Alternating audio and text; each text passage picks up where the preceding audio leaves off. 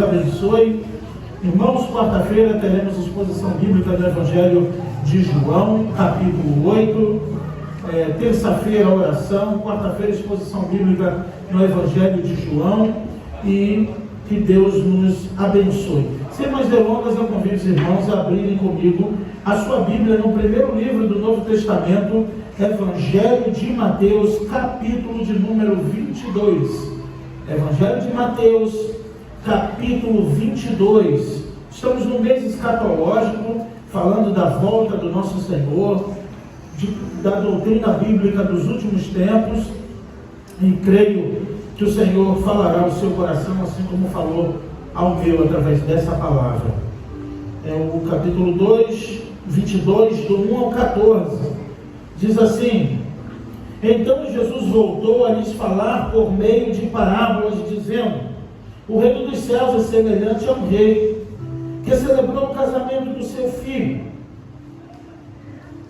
Então ele enviou os seus servos para chamar os convidados para a festa do casamento.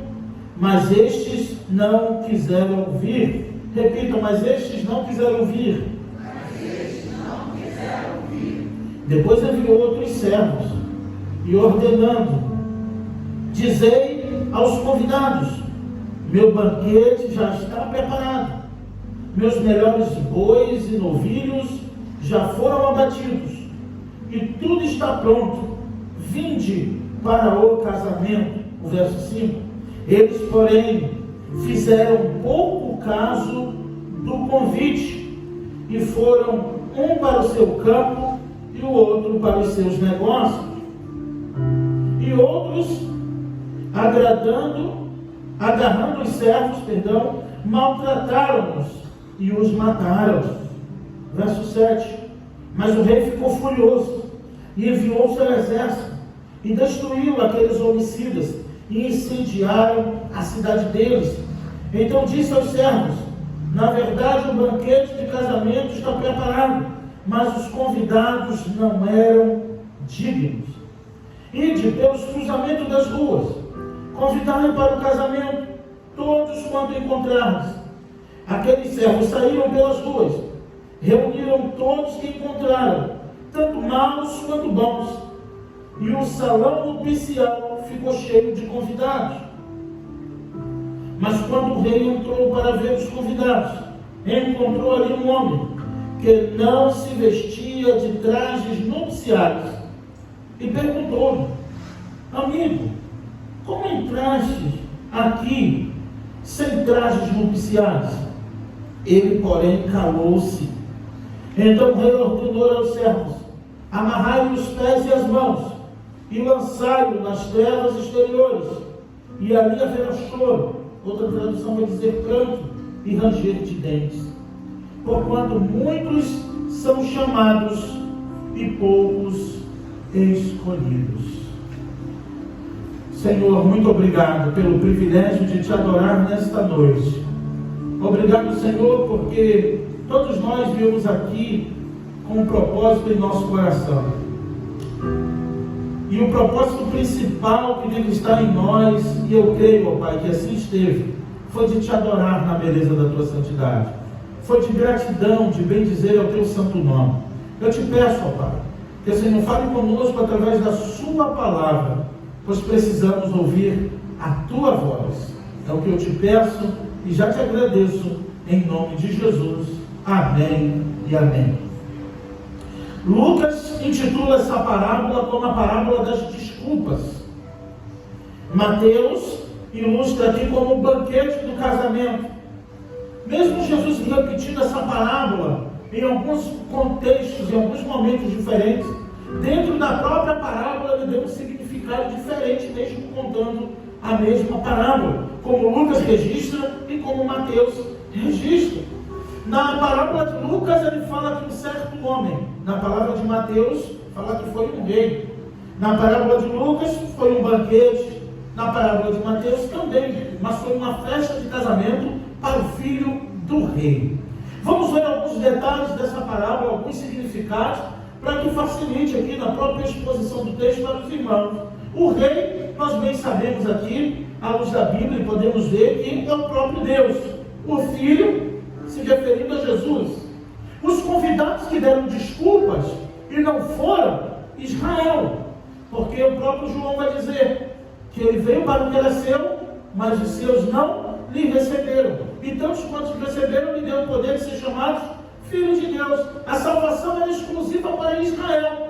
Então Jesus está contando essa parábola para homens, para fariseus, para judeus, dizendo para eles que eles sempre foram convidados a fazer parte da salvação e não quiseram.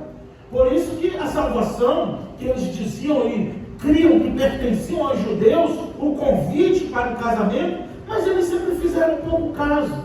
Eles não ligaram. Os convidados que foram espancados e foram maltratados aqui nessa parábola, Jesus está se referindo aos profetas, que vieram anunciando esse casamento, que vieram anunciando sobre o Filho de Deus. O que fizeram? Lembra que Jesus disse? Jerusalém, Jerusalém, que mata os teus profetas e os que te são enviados. Quantas vezes eu quis juntar vocês como a galinha junta os seus pintinhos e vocês não quiseram.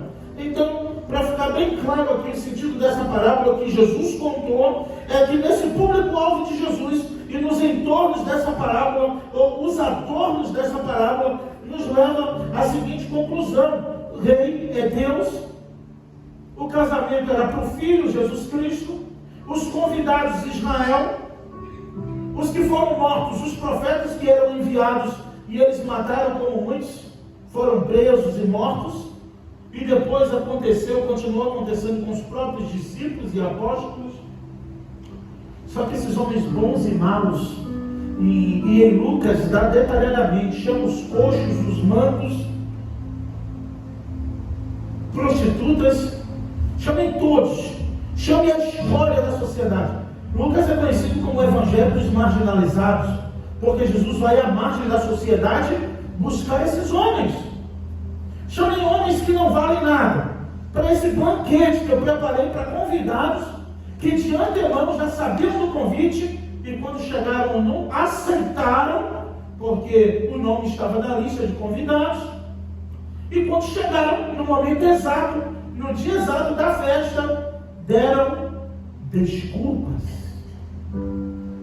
Simplesmente deram desculpas. Então aquele rei fica indignado, como vimos aqui, e manda destruir tudo aquilo que de fato eles se apegavam, destrói a cidade, queima tudo, porque mataram ainda os meus convidados, mataram os meus servos que foram convidados para o casamento. E esses bons e maus, se referindo a, chama todo tipo de gente.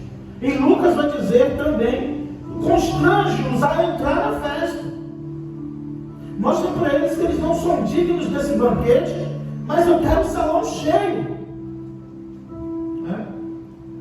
Podemos observar também ainda nessa parábola que o convidado, embora pudesse entrar qualquer tipo de pessoa nesse banquete, tinha um que não estava com vestes adequadas para aquela festa, para aquela ocasião. E aí esses são aqueles que estão não só barateando a graça de Deus, mas sucateando. Que aproveitem que a salvação é de graça, que foi para a liberdade que Cristo nos libertou, e vivem na libertinagem. Eles não estão com vestes nupciais, eles não estão preparados. E conclui dizendo que muitos foram chamados e poucos escolhidos. Então vamos lá. Observe comigo aqui o verso 1. Quando Jesus volta a contar por parábola, ele queria ilustrar uma verdade ao coração daqueles homens. Ele queria trazer o entendimento dos homens, ilustrando e mostrando a realidade do reino dos céus. Embora sendo uma parábola, não foi algo que aconteceu de verdade. A gente ensina no seminário, porque a parábola é um conto. O que é uma parábola? É um conto para ilustrar uma verdade. É um conto para chegar numa verdade clara e absoluta. Então toda parábola tem apenas um significado. Então não adianta pegar a parábola e destrinchar ela como se fosse uma carta paulina, como se fosse um texto que trata de um problema. Não. Jesus contou essa parábola para ilustrar que a salvação era para Israel. Israel não quis essa salvação e agora eles estavam enciumados, porque outros criam em Jesus Cristo e diziam: olha, ele come com pecadores, ele senta com pecadores. Foi para isso que Jesus contou essa parábola. E Jesus queria falar com aqueles homens o que eu quero falar com você nessa noite, meu amado irmão, meu amigo visitante, sobre o reino dos céus. Jesus queria ilustrar uma verdade no coração daqueles homens sobre o reino dos céus, usando coisas do cotidiano deles para que, ilustrando dessa maneira, eles pudessem compreender de forma clara o que Jesus quis dizer. O verso 2 ele diz: o reino dos céus é semelhante a um rei que, celebrando o casamento do seu filho, enviou seus convidados e chamou os convidados para a festa, para o banquete do casamento, mas eles não quiseram vir. Ele chamou a primeira vez, ele mandou chamar, agora já buscando para a festa. Irmãos, na parábola, isso aconteceu num dia, quando o banquete estava pronto, quando tudo estava pronto, porque o convite eles já tinham recebido com antecedência. É igual no mês escatológico, quando falamos que Jesus vai voltar, Jesus irá voltar para buscar a sua igreja. É como se esse banquete agora está sendo preparado. Lembra que o Senhor vai dizer: entra, benditos de meu Pai, para o reino que te foi preparado desde a fundação do mundo. Lembra que Jesus disse em João 14: eu vou preparar-vos lugar. Lembra que fala do grande banquete das bodas do Cordeiro, Apocalipse? Sabe qual é a verdade? É que todos nós temos esse convite. E o convite para essas bodas, sabe o que é? A palavra de Deus sendo pregada. A palavra de Deus sendo pregada pelos seus servos, convidando todos vocês que estão aqui nessa noite a participarem desse casamento. O mês escatológico trata de um convite a um casamento que acontecerá da noiva com o noivo, que é a igreja, com o Senhor Jesus. E todos vocês aqui nesta noite estão sendo convidados. Só que a verdade é que alguns irão, e eu já digo isso, não é ato profético não, e nem para manipular a sua fé também não, mas muitos irão fazer pouco caso. Muitos não vão querer ir. Muitos não querem. Sabe por que não querem? Porque estão embaraçados e envolvidos nos negócios dessa vida. Irmãos, o que pode impedir um homem e uma mulher que vive nesse mundo hostil, do maligno,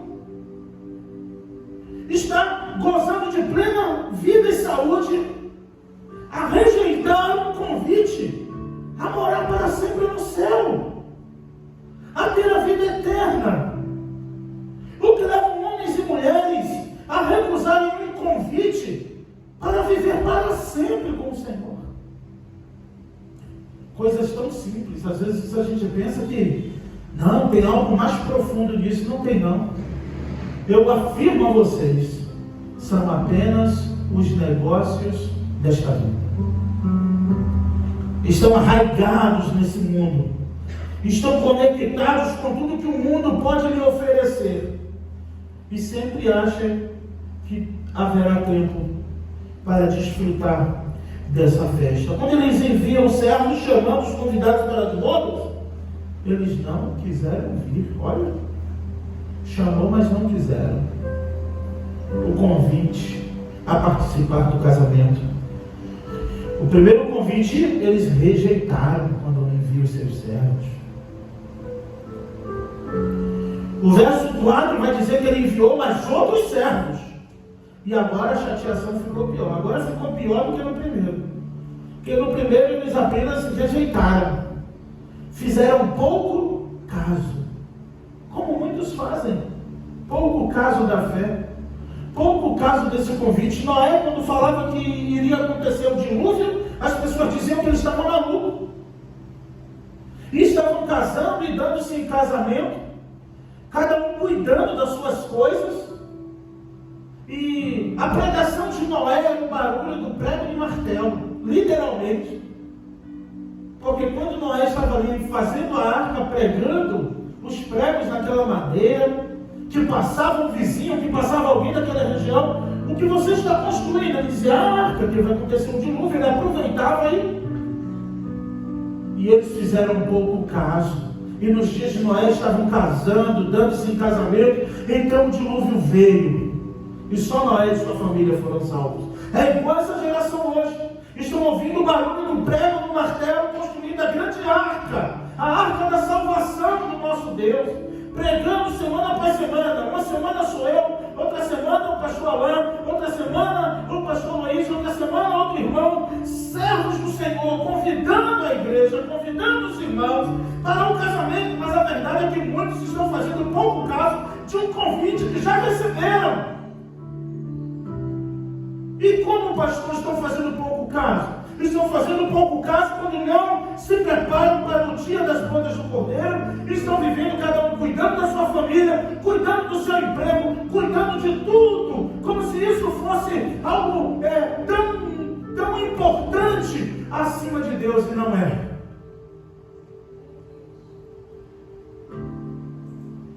Não é. Se você está trabalhando tanto, se você está estudando tanto que não tem tempo de congregar, não tem tempo de adorar, tudo que você esteja fazendo demais, tão dedicada, que isso na verdade está te impedindo de adorar, de bendizer e de ter a esperança da vinda do Filho de Deus.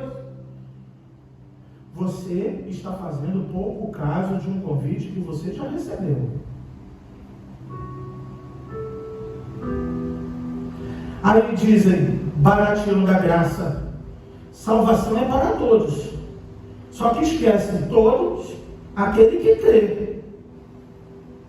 Que a salvação nunca vai ser para quem não crê. Nunca quem não crê e não rejeitou será salvo. Não tem condição. Agora, o convite é para todos. Todos o quê? Aí as pessoas são detalhes tão sutis que fazem com que alguns entrem em crise sem necessidade. João 3,16, que é um texto tão conhecido, porque Deus amou o mundo, que deu seu Filho unigênito, para que todo aquele que nele crer não pereça, mas tenha a vida eterna.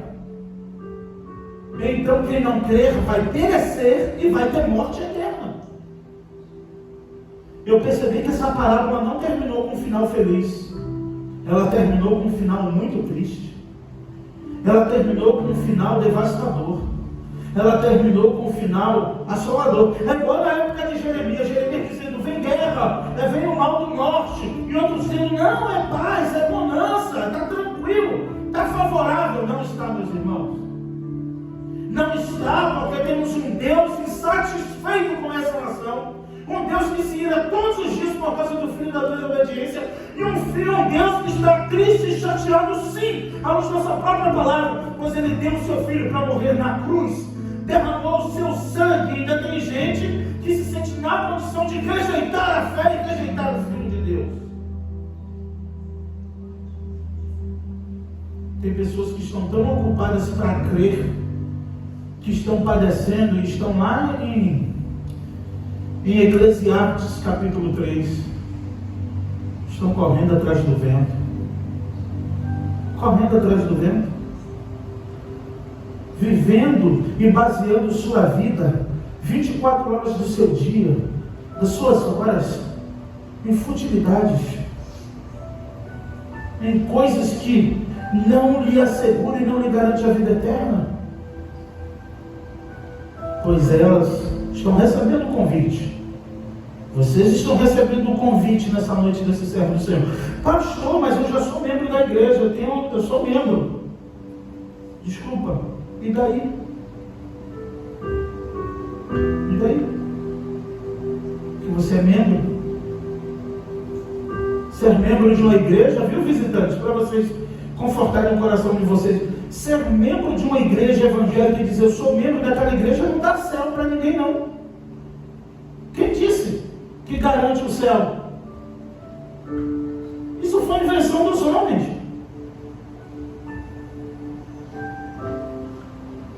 Ser membro de igreja, muitos são como são sócios de um clube, vão quando quer, fazem o que quer e na hora que quer.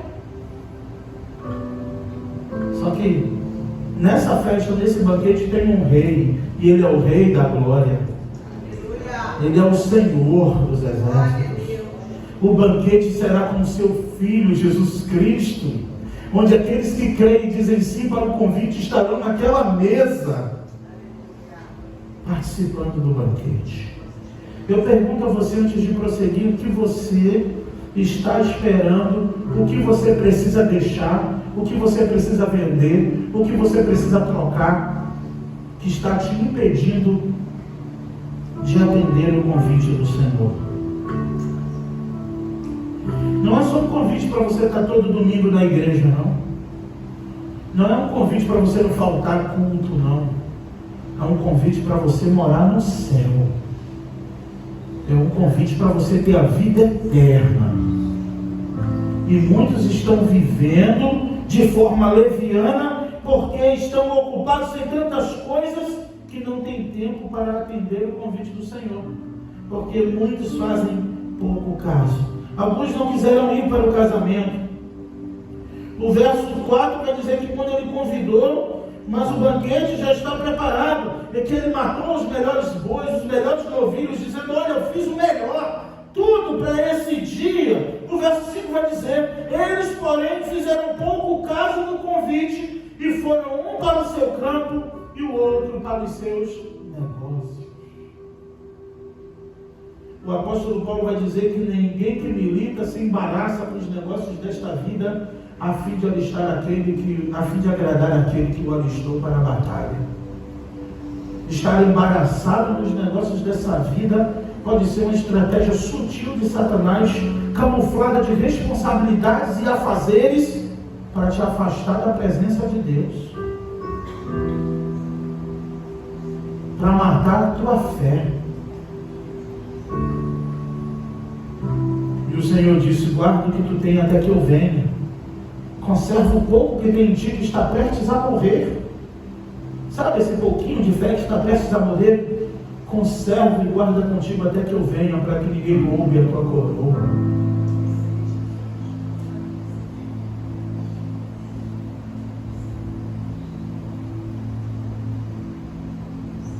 Aquele Senhor fica tão indignado, e esse é o rei, o próprio Deus, dizendo: eles mataram os meus profetas, mataram os meus homens. E então o Senhor agirá com justiça. E na parábola agiu com justiça naquela cidade. Alguns pegaram a queda do ano 70 depois de Cristo para colocar nessa parábola como se aquilo que aconteceu do rei incendiar e tocar fogo em tudo tivesse se cumprido ali. Pode até ser, mas Jesus, a intenção de Jesus nessa parábola é dizer que muitos são chamados. E eu vou dar uma dica aqui para você, mesmo que não prega, para interpretar qualquer parábola de Jesus, qualquer uma. Mateus, Marcos, Lucas e João, você vai ler a parábola inteira. Ela pode ter um capítulo assim, imenso, e você está, nossa, no final vai dizer: portanto eu vos digo. Ele diz: é por isso que eu falei isso. A parábola quer dizer isso. Ele contou as bodas do casamento para dizer no final assim: olha, portanto muitos são chamados e poucos escolhidos. Esse é o sentido da parábola do casamento. Que muitos são chamados através de um convite, através da pregação, e com isso uns estão ocupados no campo, outros em seus negócios. O pastor Luiz quase contou a pregação de manhã toda, ainda bem que eu falei: Alain, por isso que eu gosto de sermões positivos, que a gente não... Mas é justamente isso. O pastor Luiz já foi falando aqui: o Espírito Santo, segura ele aí que eu vou falar de noite. Já está até pronto, pai, não me deixa na mão não. Mas é assim, até nisso o Espírito Santo de Deus testifica, porque hoje de manhã o pastor Luiz entrou nessa parábola, começou a falar dessa parábola, e era a parábola que já estava pronta para pregar hoje à noite. É Deus confirmando a sua palavra, o seu convite também em nossos corações, no coração da igreja, para estar pronta. Porque quando ele manda esse convite, e na verdade aqui, nesse dia, ele já manda chamar para a festa. Já tinha um convite. E o convite eram os recados, as mensagens dos profetas. Eles já sabiam que esse dia ia acontecer. Só que quando a hora chegou, eles estavam ocupados demais para entrar no céu. E o tema dessa mensagem não poderia ser outro: ocupados demais para ser salvos. Muitos estão tão ocupados que não têm tempo de ser salvo. Estão tão envolvidos nas coisas dessa vida que ele não tem tempo para morar no céu. Ele não tem tempo para lhe garantir a própria vida eterna que está sendo oferecida aqui nessa noite. Como, pastor? Você crendo em seu coração que Jesus é o Filho de Deus. Você dizendo: Senhor, eu estou tão embaraçado no negócio dessa vida, mas eu aceito por esse convite que o Senhor vai fazer a obra na minha vida. A minha mãe hoje é uma serva do Senhor, mas quando ela não era, mesmo temente a Deus, ela dizia: quando eu parar de fumar, eu vou ser da igreja, porque eu não quero ser de qualquer jeito. Quando eu parar disso, eu vou ser da igreja, porque eu não quero ser como fulano, como ciclano. Sempre na parábola das desculpas. Hoje ela é uma serva do Senhor, prega a palavra de Deus, mas ela chora. Ela chora pelo tempo que ela gastou, perdeu, dando desculpas. Ela diz isso. Toda vez que ela fala da conversão dela, ela diz: quanto tempo eu perdi dando desculpas e poderendo já ser de Jesus? Porque no dia que eu decidi ser de Jesus, no dia que a graça me alcançou, Ele mesmo foi fazendo a obra na minha vida e me dando, de fato, e tirando da minha vida tudo que não louva e não agrada o seu nome. E ela hoje chora porque ela queria ter mais tempo. Ele disse: não se preocupe, mãe, o que importa é que a senhora tenha a vida eterna já garantida no Filho de Deus. Se tem alguma coisa que te embaraça, se tem alguma coisa que mesmo com um senso de justiça em você, de dizer: não, eu não vou ser crente para brincar de ser crente. Já viu pessoas que dizem isso? Ah, se for para brincar de ser cristão, eu não vou, porque eu sou de uma palavra só. Quando eu me comprometo, quando eu digo o que é, não. Toda a nossa justiça diante de Deus é como um trapo de imundícia. Sabe só o que você precisa fazer? Crer. Se com tua boca confessares que Jesus é o Filho de Deus, e no coração tu crê, tu será salvo. Olha isso. Olha isso. Mas para ser do mundo tem que pagar para pecar, tem que pagar para beber, tem que pagar para fumar, tem que pagar para se prostituir, tem que pagar para ir para o bar, tem que pagar para tudo. E é só crer. Eu creio no Filho de Deus. Senhor, eu estou todo enrolado, estou cheio de carrapicho, mas eu creio que o Senhor pode me tirar dessa. Eu creio que o Senhor pode me garantir a vida eterna. E você vai ver o que Ele vai fazer na sua vida. Basta tão somente você crer. Eu acho que essa é a sensação de todos que hoje são salvos em Cristo, quando lembram quanto tempo perdeu. E nessa parábola está bem claro, de fato, que eles não eram dignos do convite, porque eles rejeitaram, como Israel rejeitou a salvação. Israel rejeitou a salvação. Ele mandou então chamar todos, que aí foi que nos alcançou a salvação também para os gentios, para aqueles que não cumpriam a lei, para homens forasteiros, para homens fora da lei. Homens fora da lei puderam alcançar a lei, literalmente a lei de Deus.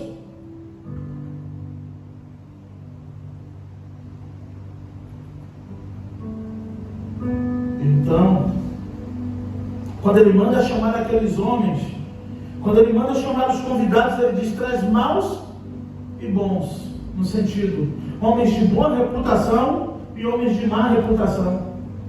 Chama quem você vê pela frente. O Lucas vai dizer isso: chama quem vê pela frente. Vai nos becos, atalhos, embalados, traz coxos, mancos, cegos, traz todo mundo, tudo que escolhe, tudo que ninguém quer, tudo que ninguém quer. E as pessoas estão procurando a perfeição na igreja. Vocês lembram que Billy Graham disse, né? A mulher foi falar dos problemas da igreja e ele disse assim: se você achar uma igreja perfeita, não entre, porque ela deixará de ser quando você entrar, quando você for fazer parte.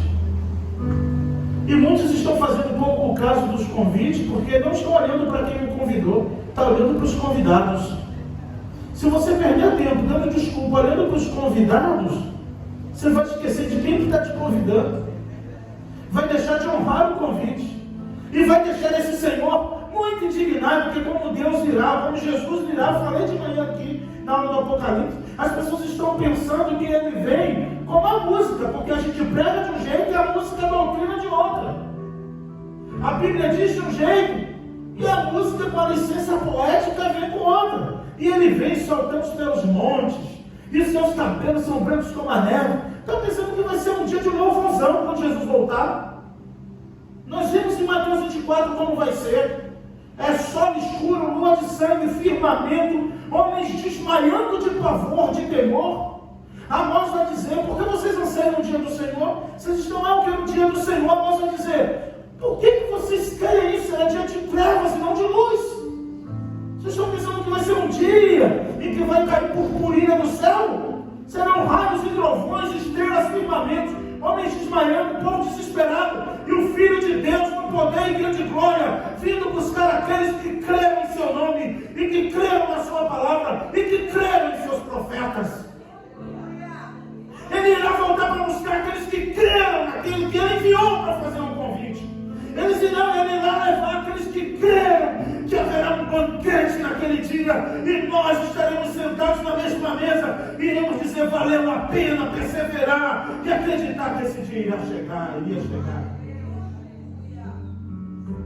Mas estão vivendo uma fé fantasmagórica, a história de carochinha. Estão colocando cabelos brancos em Jesus, estão colocando tudo em Jesus e deixando ele cada vez mais belo, e ele é belo.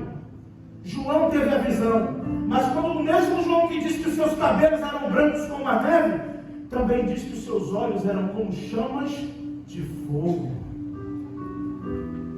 E ele não vem saltando pelos montes, ele não virá saltando pelos montes. Como um relâmpago se rasga do Oriente ao Ocidente, assim será o dia do Filho do Homem. Ele não virá saltando pelos montes, porque João, quando olha para trás para ver quem falava com ele, já caiu como morto. Já caiu como morto. De tanto esplendor, de tanta glória.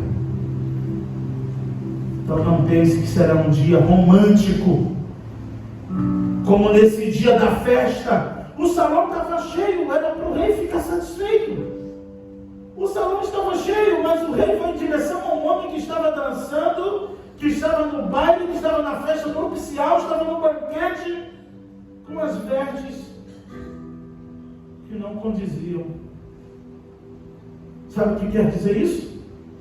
Aqueles que disseram sim para o convite, preste atenção nisso.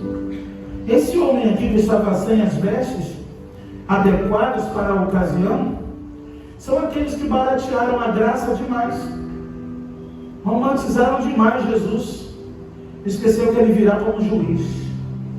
Será que esqueceram que ele virá exercer o juízo de Deus?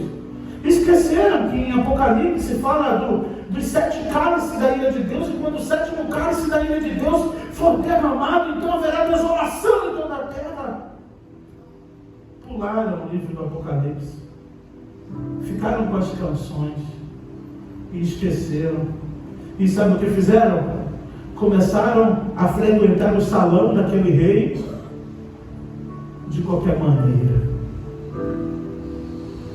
Foram pela graça convidados, não por merecimento, porque os judeus rejeitaram, não eram dignos do convite.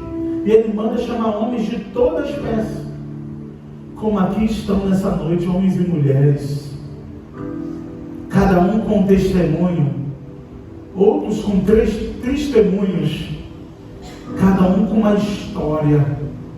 Mas o Senhor nos alcançou lá onde a gente estava. O Senhor te alcançou onde você estava. Ele me alcançou onde eu estava. E hoje estamos aqui participando já da mesa do Senhor, da ceia do Senhor, que é um ensaio para aquele grande dia.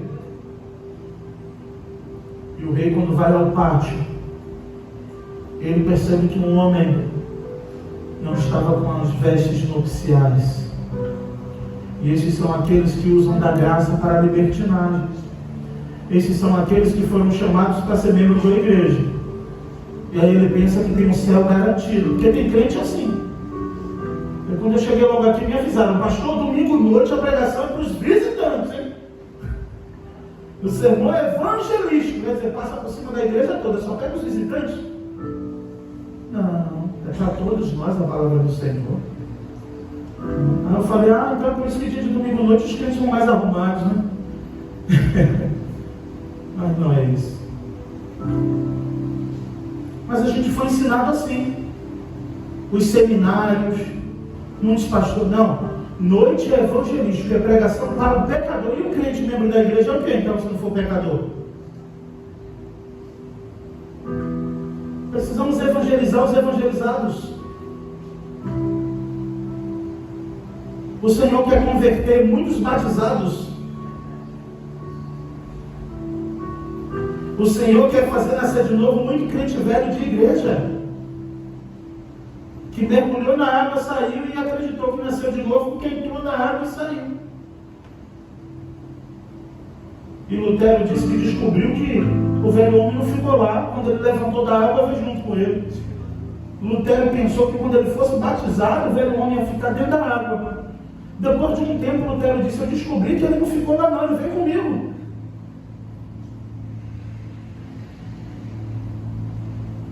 Esse daqui, esse que estava lá na festa, aproveitando do banquete, desfrutando de tudo que os outros estavam, que recebeu o convite e até aceitou. Percebe? Ele aceitou. Ele foi. Só que ele estava vivendo lá de qualquer jeito. E aí o rei vem no salão e encontra ele. Tu já não era para receber isso, já foi de graça. Um banquete desse. Estou entrando na parábola. E ainda você chega aqui no meu salão e faz bagunça? Nem botou uma veste adequada para a ocasião? Aí o que ele disse? Vai trocar de roupa que eu te espero, foi? Foi? Vai em casa e volta, vê se aí. Vai, eu vou dar um tempo para você trocar de roupa. É isso? Não. Mas quando o rei entrou, olha o verso 11 comigo. Mas quando o rei entrou para ver os convidados, encontrou ali um homem que não se vestia de trajes nupciais e perguntou-lhe: amigo, como entrastes aqui sem trajes nupciais? Ele, porém, calou-se.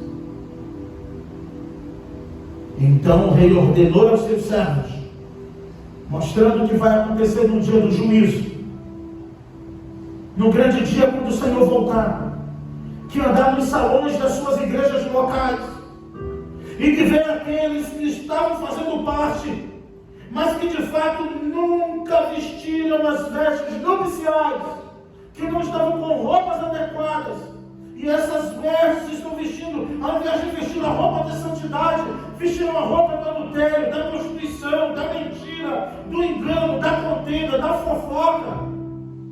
Pois os maldizentes não entrarão no reino de Deus, os mentirosos não entrarão no reino de Deus, os efeminados não entrarão no reino de Deus, os adúlteros não entrarão no reino de Deus, os tímidos não entrarão no reino de Deus, os cães, que são aqueles que debocham, que zombam da fé, não entrarão no reino de Deus. Então, se você está vestindo alguma dessas vestes ou outra, da prostituição, da fornicação, do pecado, algo que todo dia você põe sobre você, quando o rei chegar, você não vai subir, e você vai dizer, eu fui chamado, ele vai dizer, mas não foi escolhido. Porque todos aqui foram chamados, mas eu tenho uma plena certeza, eu creio que eu estou no pacote do escolhido, né? Tem que puxar a sardinha, né? Mas que se Jesus viesse hoje, eu não vou enganar vocês. Todos chamados, mas poucos seriam escolhidos. Quem, pastor? Eu não sei. Eu olho para que eu seja escolhido. Eu creio que eu sou escolhido. Se tiver só 12 escolhidos, um sou eu. Quem é o outro? E a briga é boa, viu? 2 escolhidos, se eu estivesse na PMCP hoje, quem seria eu? Quem seria o outro? Aí, viu? A briga para entrar no céu, coisa linda. É isso, Jesus disse, João disse que o reino dos céus é tomado à força, tem que ter briga para entrar no céu. Essa é uma briga boa. Esmurrar a carne, esmurrar o pecado, esmurrar o eu. O apóstolo Paulo disse que esmurrava a si mesmo. Ele disse: miserável homem que sou, quem vai me livrar disso? Mas nenhuma condenação há para os que estão em Cristo Jesus, que não andam segundo a carne, mas segundo o Espírito. O mesmo que dizia: o bem que eu quero fazer, eu não faço, porque eu quero fazer o bem, o mal está comigo, eu sou miserável. Quem me livrará do corpo desta morte? Ele dizendo que merecia uma morte miserável, de ter um corpo, um cadáver amarrado nele até apodrecer. Que era a morte também, chamado quem me livrará do corpo dessa morte, era um tipo de morte miserável que os homens experimentavam. De ter um cadáver amarrado no homem são. E conforme aquele corpo ia apodrecendo, no estado de putrefação, a pessoa morria. E Paulo disse: eu sou esse homem miserável que mereço. Aí ele encerra o capítulo 7 e inicia o capítulo 8, verso 1, que deveria estar no capítulo 7. Portanto, agora nenhuma condenação há para aqueles que estão em Cristo Jesus. Satanás pode nos acusar de muitas coisas, mas não haverá condenação, porque temos um advogado que está à direita de Deus, intercedendo por nós. Para cada acusação de Satanás, uma defesa de Jesus. Para cada acusação de Satanás, uma defesa de Jesus. Está lá no Evangelho de João. Filhinhos, eu vos escrevi para que não pequeis. É bom que não pequem, mas se pecar, vocês têm um advogado que intercede por vós à direita de Deus. Mas tem gente que não quer tirar a roupa do pecado, não, irmãos. Tem gente que não quer tirar a roupa do adultério, da prostituição. Tem gente que não quer tirar as vestes do pecado, não. Mas continuam participando dos banquetes.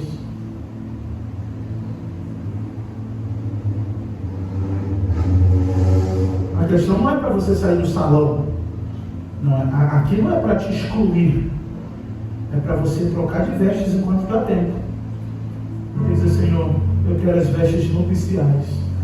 Eu quero as vestes de santidade. Porque eu quero ver a tua face.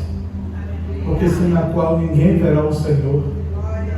Buscai a paz com todos e a santificação. Buscai, sem a qual ninguém verá o Senhor.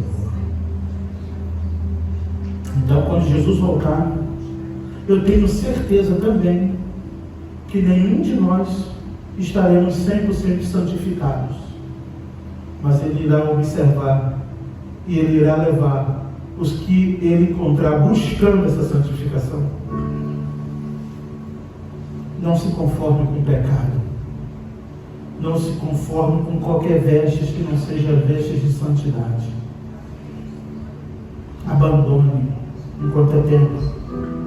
Porque olha o que aconteceu com esse homem. Isso aqui está se tratando do dia do juízo, claro. Por isso que olha quanto tempo. Nós já temos, e você recebeu o convite hoje, você já sabe que tem que entrar com a roupa certa.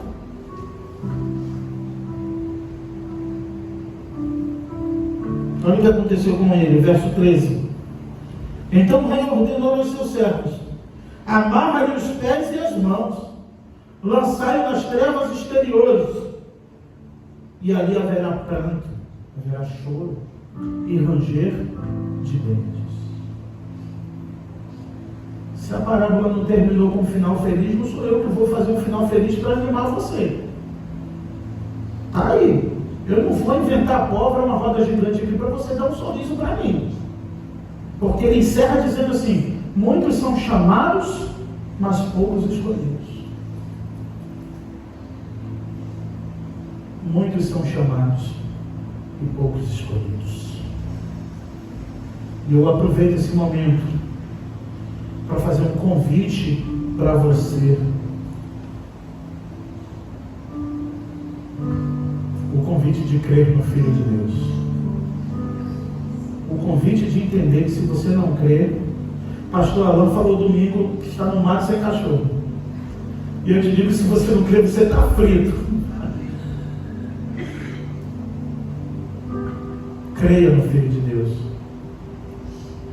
Como você sabe? E como saber se eu sou um escolhido ou se eu apenas fui chamado? Quando você crê. As pessoas entram em crise com isso também. Como pode? Deus tem seus escolhidos? Ele tem. Todos estão mortos em delitos e pecados. Você quer ser escolhido? Crê no Filho de Deus.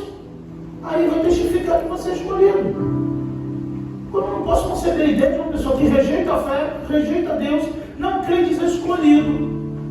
Você vai ser escolhido quando você crê e fazer parte do reino de Deus. Pois assim é o reino dos céus, é para todo aquele que nele crê. Bem exclusivo. As pessoas estão invertendo, dizendo que a igreja é inclusiva. Pode tudo. Ela é exclusiva. Vós sois nação santa, sacerdócio real, propriedade exclusiva, peculiar, exclusiva de Deus.